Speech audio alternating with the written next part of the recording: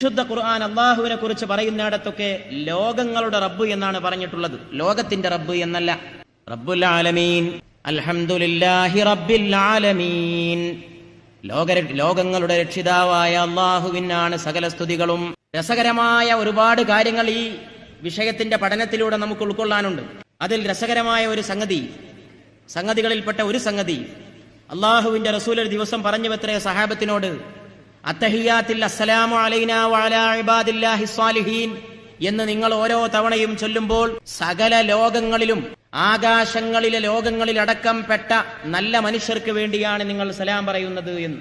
ഇതൊക്കെ ആധുനിക സയൻസിന്റെ പശ്ചാത്തലത്തിൽ വെച്ചിട്ട് ഇസ്ലാമിക സമൂഹത്തിലെ പണ്ഡിതന്മാർ ഗവേഷണം നടത്തേണ്ട വിഷയങ്ങളാണ് എന്ന് എനിക്ക് അഭിപ്രായമുണ്ട്. ഇതിനൊക്കെ വേണ്ടിയിട്ട് ഗവേഷണ സ്ഥാപനങ്ങൾ ഉണ്ടാവണം.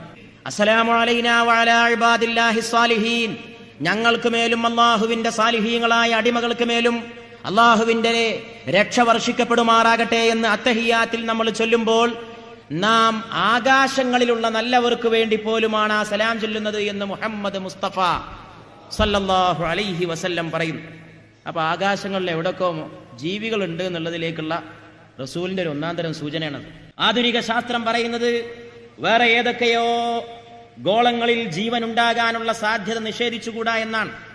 പഠനങ്ങൾ പുരോഗമിച്ചുകൊണ്ടിരിക്കുകയാണ്. ഭൂമിയിൽ മാത്രമല്ല, നമ്മളിപ്പോൾ വിചാരിക്കുന്നത് ഇവിടെ മാത്രം കുറെ ആൾക്കാരും ഇവിടെ മാത്രം മനുഷ്യരുടെ പാർപ്പും എന്നൊക്കെയാണ്. ഇതുപോലൊരു ഭൂമി വേറില്ല എന്ന് ആർക്ക് പറയാൻ കഴിയും? നമുക്കറിയാതെ അവർ നമ്മെക്കുറിച്ചും അറിയാതെ കഴിയുകയാണെന്ന് പറയാതിരിക്കാനാവുമോ?